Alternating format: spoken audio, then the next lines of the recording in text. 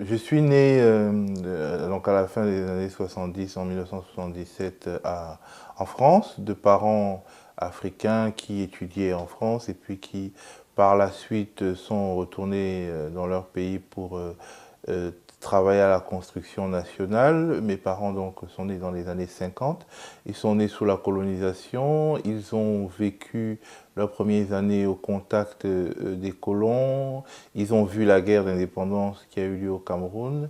Ils avaient vraiment l'esprit imprégné de cette chose-là qui était la colonisation. Nous, quand nous sommes nés, nous n'avions pas forcément tous les jours devant nous l'image coloniale. Et donc nous pensions que il était désormais clair que l'Afrique était indépendante et que finalement elle ne pouvait que coopérer avec le monde extérieur, que les choses étaient déjà acquises. Et progressivement, au contact d'un certain nombre de choses, je me rends bien compte que l'Afrique n'est pas, en tout cas l'Afrique francophone, n'est pas vraiment indépendante. Et le choc de ma vie, c'est de me rendre compte en septembre 2002 que, selon toute évidence, la France, donc ex-puissance coloniale de la Côte d'Ivoire, tire les ficelles de la rébellion qui a commencé à sévir, parle avec les uns, avec les autres, complote, organise le contexte pour pouvoir finalement reconquérir l'ancienne colonie et puis imposer son agenda économique, politique, stratégique dans cette colonie au prix de milliers de morts quand même, tout de même, parce que ce n'est pas que de la stratégie. Derrière, il y a des gens qui meurent, des gens à qui il n'est pas porté secours, des gens qui ne sont qu'une variable dans le grand jeu. Et c'est une des vraies blessures, un des vrais traumatismes de ma vie, parce que moi, j'étais persuadé que les choses étaient irréversibles et que des choses qui rappellent vraiment le Biafra ou bien en tout cas les différentes expéditions coloniales dont on nous parlait et que nous pensions être reléguées dans l'histoire. Et ces choses-là perduraient. Et c'était un véritable choc, une déception, une surprise aussi. Oui, c'est-à-dire que je ne suis pas non plus, je suis pas non plus naïf, mais je pensais que on était passé à un autre stade dans les relations entre la France et l'Afrique. Et ce qui s'est passé à partir de septembre 2002 en Côte d'Ivoire a montré que tout était remis en cause et qu'on allait droit vers une recolonisation de l'Afrique à travers les moyens des rébellions armées, à travers les moyens de l'imposition de forces onusiennes, de casques bleus, d'armées étrangères, d'administrations étrangères, parce que dans des pays comme la Côte d'Ivoire, la République démocratique du Congo, la Sierra Leone, le Libéria, dans un nombre croissant de pays africains, il y a des administrations onusiennes qui finalement jouent le rôle de l'État, puisque l'État est chaque jour un peu plus affaibli. Donc, c'était un véritable révélateur. La crise ivoirienne nous a montré que même dans un pays dont on avait l'impression qu'il était plutôt avancé par rapport aux autres pays africains, on pouvait revenir sur certains acquis et puis relancer la machine coloniale.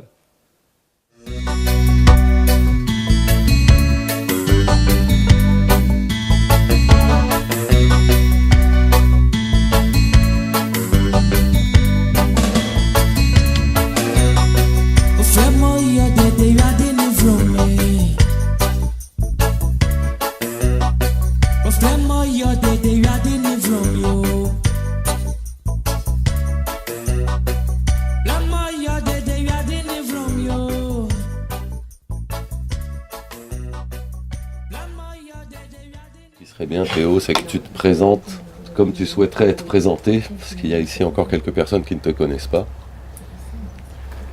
Vas-y. Je m'appelle Théophile Kouamo. Je suis journaliste, ça c'est un fait.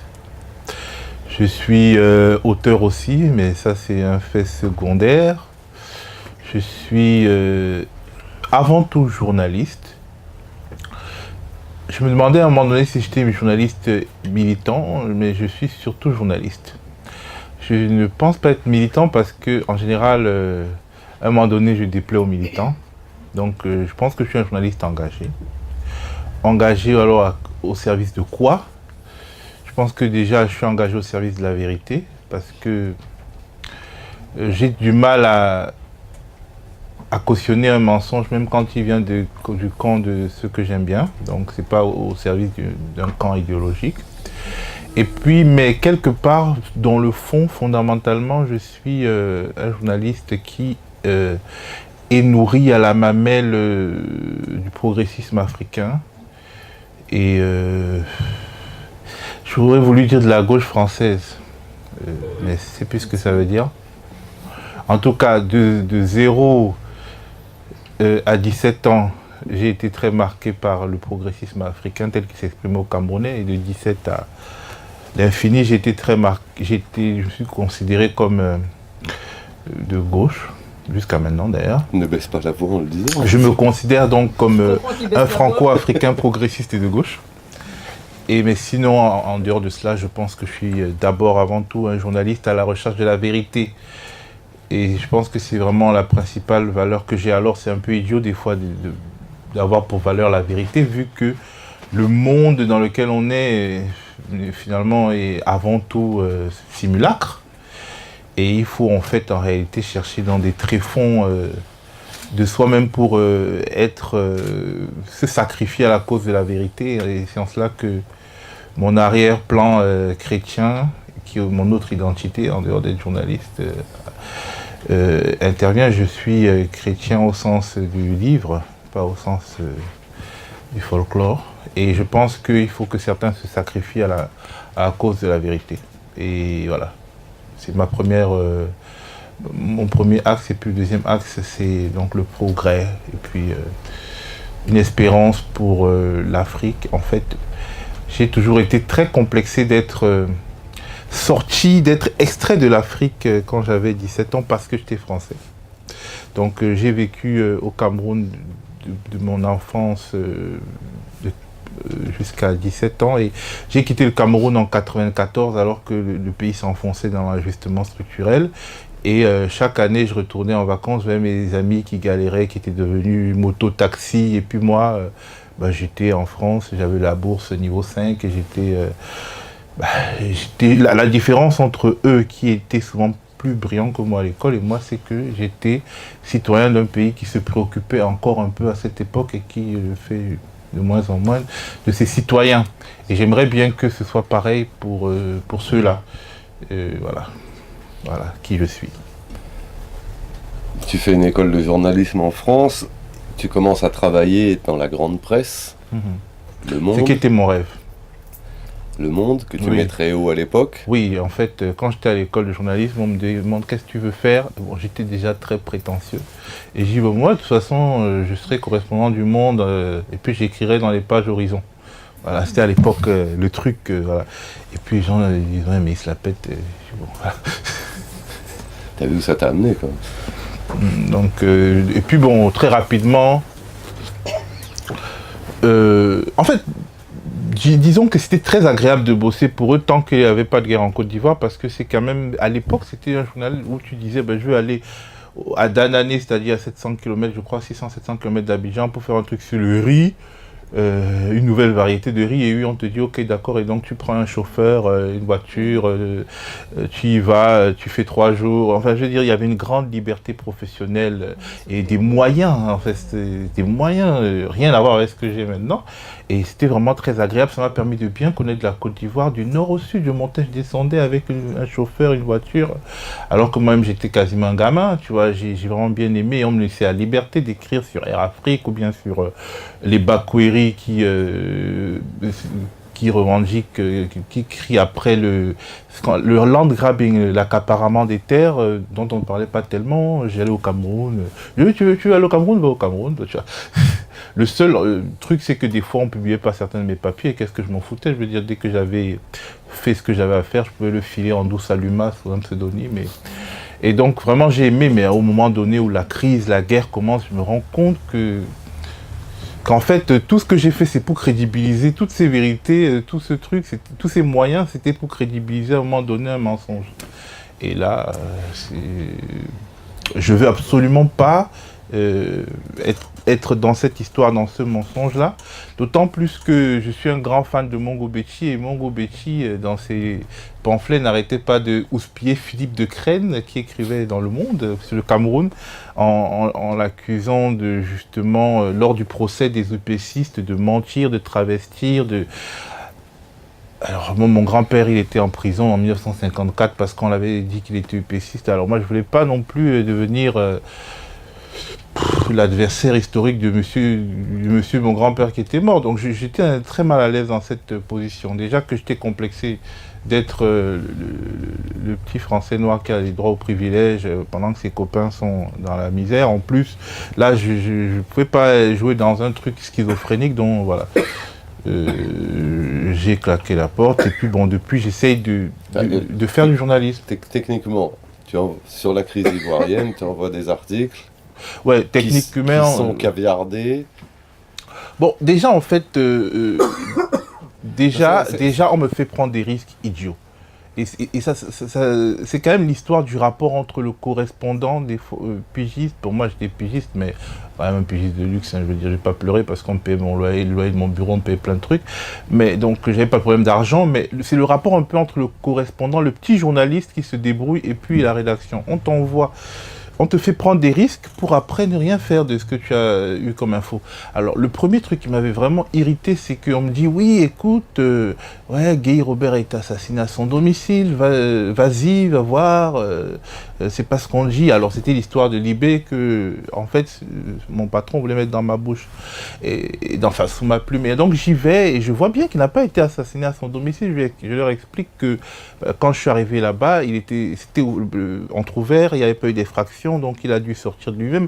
Donc je suis dans une démarche d'enquête, et puis après je vois bien qu'on écrit pas ce que je dis, ça m'irrite parce que tu t'imagines, c'était le 19 septembre 2002, j'étais devant la baraque de Robert Guéhi comme un con, on aurait pu m'attraper, les militaires auraient pu me tuer en me disant n'importe quoi, et puis donc voilà, ça c'est déjà le premier truc qui m'avait irrité. Alors après ça, on ajoute des petits trucs sur tes papiers, par exemple j'avais fait ce qu'on appelait un ventre à l'époque dans Le Monde de jadis, sur l'assassinat de Marcelin Yassé. Marcelin Yassé, c'était un arrangeur, un musicien ivoirien très brillant qui avait été tué à la Cité des Arts, bon, qui porte bien son nom. Et en fait, tout le monde le connaît. Et en fait, ils l'ont quand même tué parce qu'ils ne le connaissaient pas.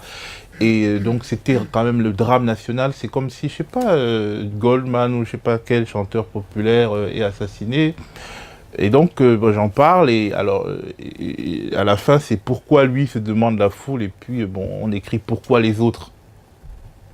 Bon, tu vois, ça, c'est profondément irritant, parce que, finalement, ça veut dire le papier ne sert à rien, en fait. Tu vois. Alors, après ça, maintenant, si tu envoies un papier, alors c'est un autre papier qui sort. Et là, un papier, non seulement c'est un autre papier, mais en plus, c'est de la pure idéologie, quoi. Genre, on distribue les mauvais points. Oh là là, Gbagbo, qu'est-ce qu'il est mauvais, les rebelles, qu'est-ce qu'ils sont habiles. Moi, ça m'irritait profondément, d'autant plus que, en fin septembre, j'étais dans la première expédition des journalistes qui étaient à la Boaké, et là, j'ai vu très clairement que c'était la France elle-même qui organisait cette rébellion qui n'existait pas, en fait. Nous, on est allé là-bas, comme dans un village de poupées, où il y avait 3-4 gares, et puis en fait, il y avait que l'armée française qui leur donnait des instructions ouvertement devant nous, qui nous disait, bon, vous filmez ça, la population en liesse, tu vois. Mais pendant ce temps, il y a une autre partie de la population qui se rebelle, qui sort des quartiers, d'autres quartiers, avec les deux doigts, là, et après, je savais bien qu'il les deux doigts, c'est le symbole du FPI. Je savais bien qu'ils allaient se faire massacrer, tu vois. L'irresponsabilité globale de ce truc. Alors j'arrive à Yamoussoukro, après je me rends compte que le mec qui était un peu notre guide dans ce village Potemkin de l'insurrection, en fait il parle au téléphone en disant, écoutez, on va leur foutre dessus à Abidjan. Et donc moi j'en reviens pas, parce qu'à cette époque, à ce moment donné, je pense que j'étais quand même moyennement dépolitisé, parce que je me disais que c'était pas possible en 2002 que des trucs comme ça que Mongo Betchi racontait puissent arriver. Et donc après, quand on commence à me faire écrire que les rebelles sont super géniaux et Gbagbo super mauvais, là je pète les plombs, pas parce que je suis un fan absolu de Gbagbo, mais parce que pour moi c'est un président élu qui représente quand même une alternance, puisque nous avons quand même grandi dans l'espoir des alternances en Afrique. Nous étions adolescents des années 90, alors je vois pas pourquoi on va le dézinguer en organisant le chaos et la guerre ethnique, parce que c'est un truc dont j'avais vraiment peur. Alors mon idée c'était de ma position, je dis ce qui est la vérité, peut-être qu'ils vont pas s'entretuer, parce que je pense que l'objectif quand même c'était pour délégitimer le pouvoir, arriver à des massacres à la rwandaise. D'ailleurs, c'est ce qu'ils avaient écrit, Stephen Smith, le spectre du Rwanda. Mais en fait, on voulait fabriquer un Rwanda. Et il fallait bien que certaines personnes se dévouent pour dire qu'en fait, on est en train de vous manipuler. Mais bon, monsieur, moi j'habitais à la Riviera. Quand tu vois des étudiants décervelés de la Fessie se mettre à hurler, qui vont tuer les gens si ça continue, tu vois, il fallait élever le débat, leur expliquer, oh, oui, vous n'allez pas être les marionnettes de votre propre asservissement, réfléchissez un peu. C'est pas une question de Burkinabé contre Ivoirien, c'est plus compliqué que ça, et voilà. Ce qui nous amène à la rupture avec la presse française, disons-le solennellement. Et donc à ce moment-là, tu t'installes dans le paysage médiatique ivoirien. Oui, en fait, je suis obligé. Bon, je ne suis pas obligé en réalité. En fait, quand je quitte le monde, beaucoup de voix m'appellent, ils me disent, bon écoute Théophile, bon, maintenant tu rentres à Paris, ça suffit quoi.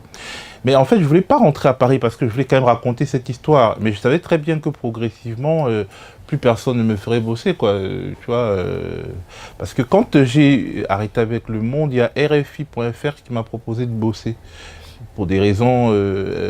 en fait, en réalité, c'était un des nôtres, entre guillemets, qui voulait me faire bosser. C'est pas l'institution. Donc très vite, j'ai fait un papier, puis j'ai été mis hors du système. Et puis je me suis rendu compte que pour pouvoir écrire, il fallait que j'écrive dans la presse ivoirienne. Et à l'époque, Fraternité Matin était un bon journal qui ressemblait vraiment à un journal de service public, c'est-à-dire avec des opinions plurielles. Et donc je me suis dit, je vais écrire là-bas. Et puis bon, je vais aussi continuer à écrire dans l'UMA et raconter cette histoire, voilà. Et bon, progressivement, de fil en aiguille, Guillaume Soro devient ministre de la Communication, moi je me barre de Fratmat vu que c'est un journal d'État et que je suis sûr que je vais être lourdé. Je vais donc travailler pour Le Temps, bon, très vite, on s'insupporte mutuellement. Et puis bon, moi-même je deviens entrepreneur de presse par la force des choses parce que je suis mauvaise tête et que je veux pas me faire dominer par quelqu'un que je ne considère pas forcément comme un supérieur moral, disons. Et voilà, c'est progressivement que je deviens en fait un acteur. C'est de fil en aiguille, en fait, par la force des choses que je deviens un acteur du microcosme journalistique ivoirien. Quoique quand l'UNJCI est venu à Abidjan pour chercher, l'UNJCI, l'Union nationale des journalistes de Côte d'Ivoire, pour demander aux journalistes exilés de rentrer, on m'a pas appelé, quoi. Donc c'est ivoirité à la Ouattara, quoi. La tension devient forte avec ma hiérarchie et puis je décide d'arrêter de travailler pour Le Monde pour pouvoir être libre de mes convictions, être libre de ne pas voir sous ma signature des choses que je n'ai pas écrites, être libre de témoigner aussi parce que à l'époque, je me rends bien compte qu'il est question de briser le pays en facilitant des rancœurs qui pouvant pousser une guerre civile, à une guerre ethnique, à une guerre entre les communautés. Et je me dis qu'en fait, si je parle et que je dis ce que j'ai vu, parce que nous étions les premiers journalistes français arrivés à Bouaké, et pour tout esprit logique, il était évident que cette rébellion était installée par l'armée française à Bouaké. Donc si je parle et que je dis les choses telles qu'elles sont, il me semblait qu'il y aurait une prise de conscience et que le peuple ivoirien ne céderait pas à la tentation de la guerre civile ou du génocide qui sont des choses que les Occidentaux attendent peut-être pour légitimer leur présence. Donc je veux témoigner pour éviter les catastrophes, les mauvaises interprétations, pour éviter que les Ivoiriens s'entre-déchirent, alors que finalement il y a des grandes mains manipulatrices au-dessus de tout cela. C'est ma première préoccupation. Il faut que je me libère de cette entreprise pour pouvoir parler, dire ce que je vois, ce que j'ai vu, comment je pense et être utile.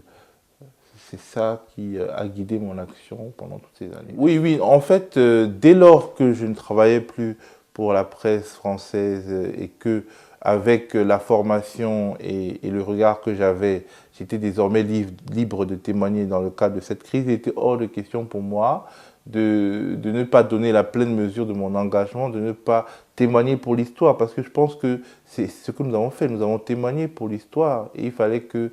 il n'y a pas de témoignage sans engagement, effectivement. J'étais engagé, je le suis toujours. Il était question pour moi de démontrer aux Africains en priorité que ce qui se passait en Côte d'Ivoire n'avait rien à voir avec le storytelling qui était vendu, une bataille des démocrates porteurs de démocratie contre un pouvoir autoritaire, mais que ce n'était qu'une restauration de la France-Afrique et de ses miasmes. C'était ça l'enjeu, il fallait le démontrer. Et je pense qu'entre septembre 2002 et aujourd'hui, beaucoup d'Africains ont compris ce qui se passait, ce qui se jouait en Côte d'Ivoire, parce que ce qui se jouait en Côte d'Ivoire était bien plus... dépassait largement les frontières de la Côte d'Ivoire. L'enjeu était africain, il était international. Et je pense que l'engagement de personnes comme moi et comme d'autres a permis progressivement à beaucoup d'Africains de comprendre de quoi il s'agissait.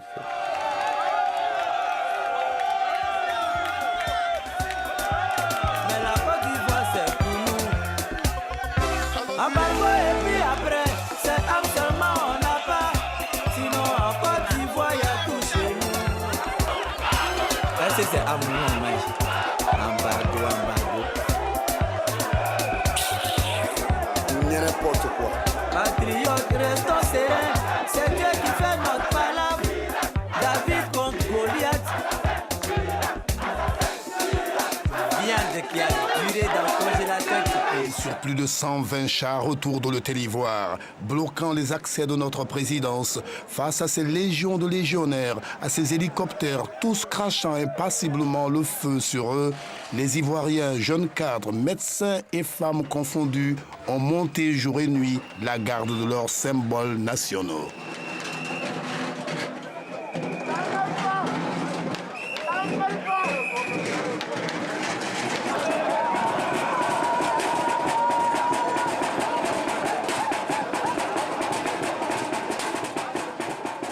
Sur les autoroutes de l'information, sous la houlette d'Agnès Crédit et de Théophile Kouamouo, ex-journaliste du quotidien Le Monde, des journalistes entrent en résistance et s'activent à donner les véritables informations des événements pour faire barrage au complot des médias et du silence, on assassine. Mais ça fait rien, nous on balance mon cher, on n'a pas le choix.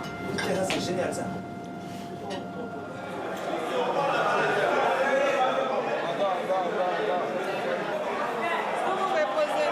Oui, en novembre 2004, nous avions deux reporters qui couvraient la bataille pour la reconquête du Nord par l'armée ivoirienne. Et quand Jacques Chirac a commencé à bombarder l'aviation ivoirienne en disant que l'armée ivoirienne avait attaqué ces militaires, nous étions dubitatifs parce que, selon toute évidence, l'armée progressait. Nos reporters nous indiquaient clairement que les rebelles étaient en déroute et que l'armée était en train de prendre des positions dans leur zone, ce qui rendait incroyable pour nous la thèse selon laquelle Gbagbo aurait attaqué la France parce que son armée n'arrivait pas à vaincre la rébellion. Déjà, cette version officielle française n'était pas très crédible. Par la suite, la descente des troupes françaises du Nord et de l'Ouest pour Abidjan, la bataille, la quasi-guerre ivoirienne qui s'en est suivie, les morts de l'hôtel Ivoire, toutes ces choses-là, nos reporters ont suivi ça directement sur le terrain. Et je pense que quand les historiens se plancheront sur ce que la presse a écrit, ils verront que nous avons écrit plus souvent la vérité que la presse française sur la bataille pas la bataille, disons le massacre de l'hôtel Ivoire qui a été perpétré par l'armée française, sur la manière brutale avec laquelle l'armée française est descendue de l'ouest jusqu'au sud, ce qui a causé des morts, notamment notre correspondant dans la ville de Diokwe, qui était un professeur qui s'appelait Antoine Massé et qui est décédé d'une balle dans la tête, tué par un militaire français. Parce que ceux qui étaient les témoins qui étaient avec lui ont vu comment c'était un barrage en fait, et comment il avait été visé par un militaire français. Et puis par la suite, il y a eu des autopsies et tout ça, puisque les armes des militaires français sont absolument différentes de celles des militaires ivoiriens. Et des expertises balistiques ont montré que beaucoup de morts ont été causées par des armes françaises. Il y a eu beaucoup de vrais faux rapports. Pendant toute cette période, il y a eu beaucoup de vrais faux rapports brandis par les médias français. Et puis quand on cherchait le rapport, on ne le trouvait pas. C'est des rapports imaginaires. Et effectivement, nous avons travaillé dessus. Nous avons aussi travaillé parce que globalement, l'ONU était favorable aux rebelles, à Ouattara, à la France. Mais il y avait aussi des informations qui étaient contenues dans ces rapports qui étaient intéressantes, importantes à dégager, puisque quand les médias français les disaient, ce n'était pas la même chose qu'ils tiraient des rapports que nous. Et nous, avec notre regard particulier, nous pouvons regarder et puis voir ce qui n'est pas absolument dit, mais qui est suggéré, et ce qui est dit et qui pourrait contredire les thèses officielles, etc. Donc nous avons fait du travail dessus. Nous avons également sorti des rapports, cherché des rapports, trouvé des rapports. Bref, nous avons essayé de faire autant que possible du journalisme d'investigation pour contrer, pas pour contrer, mais aussi pour contrer la propagande officielle qui était forte et qui l'est toujours d'ailleurs, parce que aujourd'hui que Ouattara est président et chef de l'État ivoirien, la propagande continue. L'ONU, les médias français, cette complaisance que j'appelle cette muraille de protection autour de lui existe toujours. Et notre rôle, c'est de montrer comment elle procède pour le protéger. En octobre 2002, quand j'ai quitté Le Monde, qu'il fallait que je travaille en Côte d'Ivoire pour la presse ivoirienne, c'était le seul moyen pour moi de garantir ma liberté. J'ai commencé à travailler pour des journaux dont je n'étais pas actionnaire, et il m'a semblé important de créer mon propre journal, ce que j'ai fait avec un associé. Et nous avons travaillé sur un certain nombre de dossiers qui ont eu quand même une certaine résonance en Côte d'Ivoire et à l'étranger. Nous avons monté une société de distribution de presse pour contrer la filiale locale des NMPP, qui est la société de distribution de presse parisienne, et qui choisissait des fois de ne pas nous distribuer selon l'agenda politique de l'Élysée. Donc nous avons fait ça, et puis bon, par la suite, le courrier d'Abidjan lui-même s'est affirmé victime des conflits qui existaient entre mon associé et moi. Puis le nouveau courrier a été fondé sur les ruines, disons, du courrier d'Abidjan, et ce quotidien existe toujours. Il y a des difficultés d'ordre sécuritaire.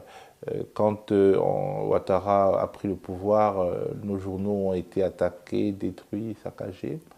Il y a des appels de menaces que nous pouvons recevoir.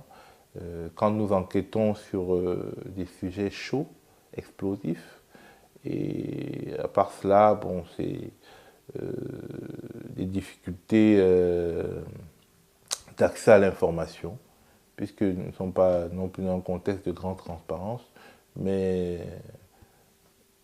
je pense aussi qu'en fait, nous ne bénéficions pas vraiment de la solidarité de tout ce qui est ONG, de financement, d'aide et tout ça, puisque bon, nous ne sommes pas convergents avec la pensée de la communauté internationale sur la Côte d'Ivoire. Au départ, quand la crise ivoirienne commence à se manifester très clairement dans les années 1999-2000, il me semble que le RDR est un parti d'opposition et qu'il fait face à un pouvoir qui ne veut pas lui reconnaître ses droits. Et puis quand le temps passe, quand les choses se précisent, et quand en décembre 2000 par exemple, je vais dans le Nord, je me rends compte que le parti d'Alassane Ouattara est capable de prôner la sécession, est capable par un coup de tête de détruire les maisons des instituteurs, ou alors de détruire des églises, des gens qui représentent ce qu'eux ils considèrent comme le Sud chrétien. Donc cette intolérance-là, je la retrouve en septembre 2002 quand ils lancent leur rébellion. Et surtout, de manière très claire, le parti de Ouattara et Ouattara lui-même sont vraiment dans une logique de convergence absolue avec la France. Ils sont vraiment les chevaux de Troie du néocolonialisme et de la recolonisation de la Côte d'Ivoire, par quelque bout qu'on le prenne. Et c'est vraiment ce qui me semble le plus détestable dans leur entreprise politique, parce que, comme je le disais, il me semble évident que l'Afrique aujourd'hui doit travailler à s'émanciper. Et bon, par ailleurs, quand on regarde un certain nombre d'affaires, notamment la spéculation autour du cacao, d'une entreprise comme Armajaro, dont le directeur Afrique est le fils de Dominique Ouattara et qui en fait spécule sur la guerre hein, de manière très, très cynique et a profité même du moment où il y avait l'embargo sur le cacao, notamment pour acheter le cacao au prix les plus bas, sachant qu'ils allaient faire augmenter. Bref, on a vraiment en face de soi une droite affairiste, spéculatrice, liée à tout l'univers de la finance internationale qui n'est pas forcément quelque chose que je porte en haute estime. Le regard porté par la presse européenne sur le mouvement des jeunes patriotes, il est symptomatique, il est emblématique. C'est-à-dire qu'on avait deux forces de jeunes qui se faisaient face. Il y avait une rébellion armée. Une rébellion armée à caractère ethnique. On ne peut pas nier que cette rébellion était à caractère ethnique. Et il y avait un mouvement citoyen de l'autre côté, non armé. Même si, par ailleurs, il y avait des mouvements armés, mais ce n'est pas le mouvement des jeunes patriotes qui était armé. Et un mouvement citoyen non armé, urbain, transethnique, et qui remettait en cause ce que moi j'appelle toujours le storytelling. C'est-à-dire qu'on nous avait expliqué qu'il y avait un dictateur qui devait être renversé par une révolution armée, et la présence massive dans les rues de jeunes qui disaient non, il ne s'agit pas de cela, était tellement irritante que finalement il s'agissait de diaboliser les moins violents, la partie la moins violente de la jeunesse ivoirienne. Et quand après, en 2011 d'ailleurs, Ouattara s'est installé et qu'il a commis ces crimes épouvantables, notamment quand il a soumis le quartier de Yopougon, qui est un quartier qui était donc acquis à cause de Laurent Gbagbo, dans l'indifférence totale de tous ces gens-là, vous voyez à quel point finalement cette jeunesse-là a été considérée comme un danger, un problème. Et quelque part on s'interroge, est-ce que dès lors qu'on traverse le Sahara ou alors dès lors qu'on traverse la Méditerranée, la démocratie est quelque chose de non souhaitable, parce que finalement des jeunes qui se lèvent, qui manifestent dans les rues par millions, ce n'est que l'expression de la démocratie. Maintenant, il peut y avoir des dérapages, effectivement, mais je ne pense pas que leur dérapage était plus problématique que ceux des rebelles. Et aujourd'hui, alors qu'il y avait une forte diabolisation des jeunes patriotes, on voit bien que les FRCI, donc les milices de Ouattara, les Dozo, ce sont des milices ethniques, les Dozo. Ces milices-là, en fait, ne sont pas diabolisées aujourd'hui que Ouattara est au pouvoir par les médias occidentaux. On en parle, on déplore, mais on ne va pas vraiment jusqu'à diaboliser comme l'ont été les jeunes patriotes. Pour moi, c'est très clair que c'est vraiment un signe. Il faut étudier pourquoi. On peut considérer des mouvements urbains, civiques, de manière plus dure que des mouvements franchement rétrogrades et ethniques. Bon, déjà, en fait, en Côte d'Ivoire, avant 2004, les journalistes, la loi donnait la possibilité à un juge de condamner des journalistes pour les écrits, pour ce qu'ils avaient écrit sur des thématiques comme outrage au chef de l'État, diffamation. Et donc la loi de 2004 qui a été votée sous Laurent Gbagbo, qui était une des promesses de campagne de Gbagbo, a permis de dépénaliser les délits de presse. Ce qui fait que quand un procureur notamment a essayé de nous condamner pour vol de documents, parce qu'il ne pouvait plus nous condamner pour diffamation ou pour outrage. Le juge ne pouvait pas nous condamner. Donc le procureur nous a persécutés pendant 2 semaines, mais l'édifice institutionnel mis en place nous a protégés et nous avons été blanchis. Et c'était une véritable victoire parce que notre victoire judiciaire montrait très bien que la muraille de protection érigée autour des journalistes et du secret des sources était vraiment respectée. Aujourd'hui, le code de déontologie est en train d'être changé et désormais le gouvernement et ses satellites essayent d'imposer une disposition qui permettrait aux journalistes de révéler ses sources. Or, le secret des sources est la base du journalisme. Dès qu'il est enlevé, tout devient possible. Donc, ce mouvement de recul est assez préoccupant parce que finalement, il n'est pas fortement dénoncé par une profession qui, par moment, a peur. Et je pense qu'en 1 an, le nombre de journalistes qui ont été arrêtés est quand même assez élevé. Et puis il y a un journaliste qui a été tué d'ailleurs, et puis je crois une dizaine de journalistes arrêtés. Notamment sur dénonciation du chef de l'État Alassane Ouattara, qui a accusé un de ces journalistes d'être un trafiquant d'armes, ce qui est absolument faux. Il a accusé de prôner la haine ethnique, ce qui était absolument faux. D'ailleurs, des organisations internationales comme le Comité international pour la protection des journalistes ont démontré que c'était absolument n'importe quoi.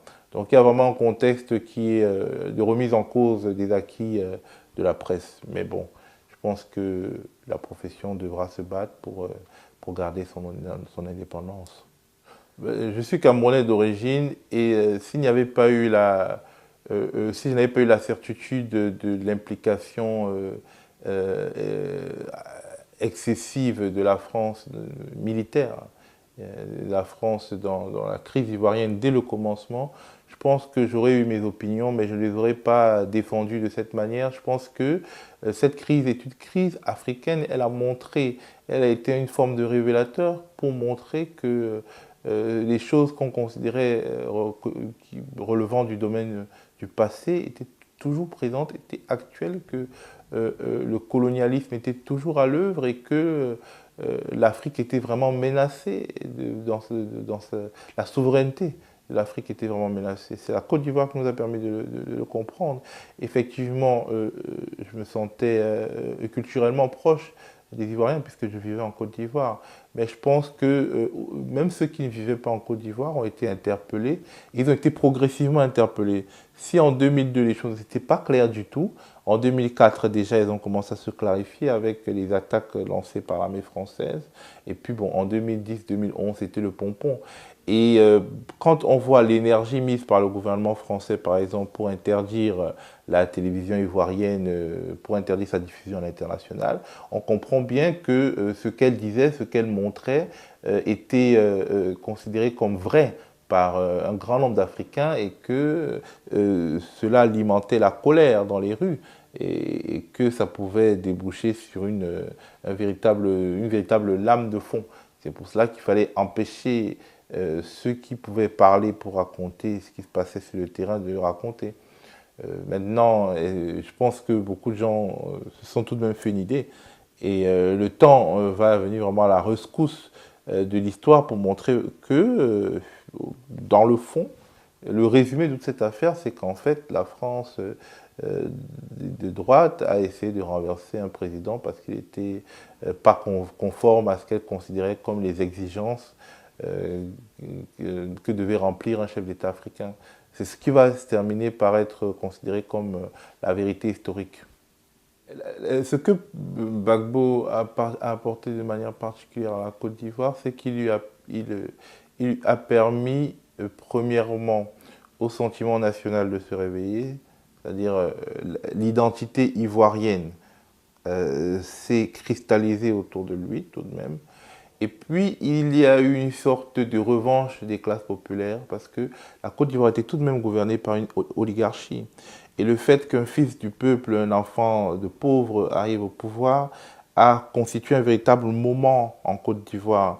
D'ailleurs, quand on écoute la musique, on se rend bien compte en fait que des phrases comme « tu sais qui je suis » n'étaient plus à la mode en fait. Et un quartier, une commune comme Yopougon, qui est une commune populaire, était devenu emblématique, alors que bon, par le passé, c'était vraiment tout ce qui était occidentalisé, guindé, ce qui se rapprochait le plus de Paris, qui était considéré comme la culture ivoirienne. La culture populaire ivoirienne s'est vraiment exprimée dans toute sa plénitude, a eu cette légitimité en fait pendant ces années-là. Et il y a aussi une phrase qu'on disait, c'est la parole est libérée. C'est vrai que la rébellion, la guerre et tout cela ont créé des difficultés, mais les premières années de Gbagbo, c'est vraiment les années de parole libérée où les gens critiquaient dans les taxis, où les syndicats s'exprimaient, où il y avait des revendications, des marches, des contestations au point de vue social. Et puis, il y avait tout de même aujourd'hui, avec le recul, on se rend bien compte qu'il y avait un dialogue social.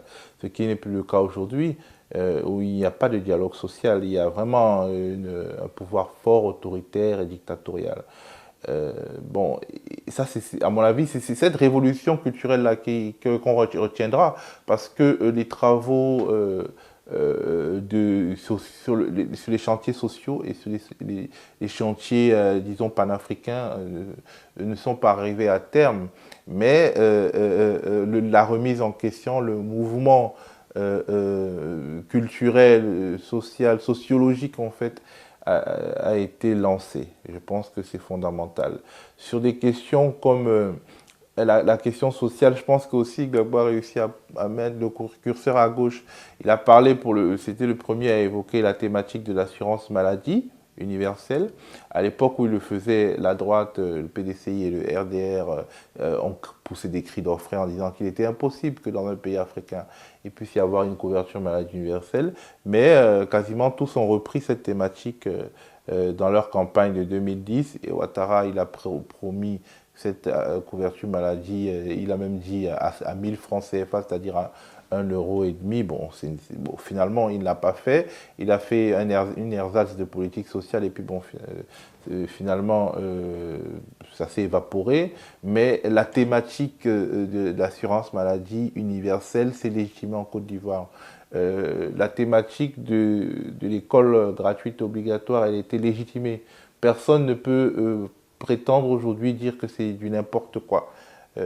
Tout le monde pense que c'est du domaine du possible, puisque ceux qui s'y opposaient au départ ont fini par reprendre cela à leur compte dans leur programme.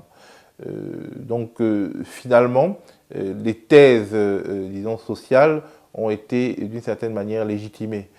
Malheureusement, tout n'est pas arrivé à son terme, mais aujourd'hui, les Ivoiriens savent qu'il est tout à fait possible que dans leur pays, les soins de santé de base soient remboursés, ou bien que les enfants des milieux populaires puissent aller à l'école sans que cela soit d'un coût exorbitant. Et c'est une avancée.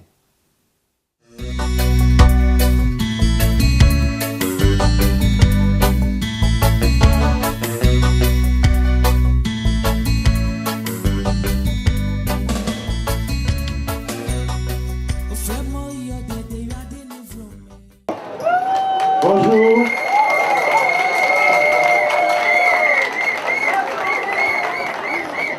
Je suis très heureux d'être ici avec vous et ça donne chaud au cœur parce que nous travaillons pendant la nuit pour une grande partie, nous faisons le bouclage pendant la nuit et des fois après avoir terminé de boucler le journal du lendemain, nous avons des insomnies parce que ce n'est pas évident tous les jours de diriger un journal en exil, d'avoir une équipe qui est éclatée. Vous savez, quand moi je dois avoir mes collaborateurs, on se cache, on va à Accra, et ils viennent d'Abidjan à Accra, moi je viens de Paris à Accra, on se parle comme ça et puis on se requitte.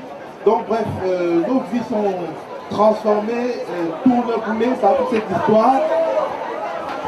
Nos vies sont transformées, tourneboulées par toute cette histoire, mais nous avons la flamme. La flamme parce qu'en fait nous pensons que le métier de journaliste est un métier de vérité. Notre rôle est d'écrire la vérité pour l'actualité, mais également pour l'histoire. Il faudrait que dans 20, dans 30 ans, dans 40 ans, dans 50 ans, nos enfants lisent ce que nous avons écrit et soient fiers de leurs parents dans la mesure où la vérité historique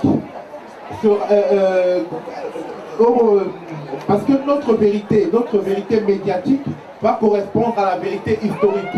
Alors que la vérité des médias que vous connaissez, qui vous intoxique et qui nous intoxique tous, cette vérité est une vérité périssable, est une vérité qui ne va pas durer. Alors que nous, notre vérité, elle est en diamant parce qu'elle a duré longtemps. Donc voilà, c'est ça qui nous rassure. Et ce qui nous rassure également, c'est votre soutien. Donc je suis venu ici pour vous présenter mon dernier livre, un petit livre nerveux de 120 pages qui s'appelle J'accuse Ouattara. Ce livre qui s'appelle J'accuse Ouattara a pour objectif de décrire les mécanismes, très rapidement les mécanismes par lesquels la presse internationale et les grandes ONG de défense des droits de l'homme ont créé une sorte de muraille de protection autour de cet homme dont la place n'est pas dans un palais présidentiel, mais devant un tribunal, devant un juge. Donc le livre montre que les ONG comme Human Rights Watch, les médias comme Libération protègent cet homme en obturant la vérité. Il montre également pourquoi Ouattara doit être poursuivi par un tribunal. Il montre pourquoi la Cour pénale internationale qui se trouve ici à La Haye ne le poursuivra jamais. Et il indique pourquoi il faut qu'il soit renversé avant sa mort et conduit devant un tribunal ivoirien ou africain pour être jugé et condamné. Donc voilà, c'est un peu le sens de ce livre.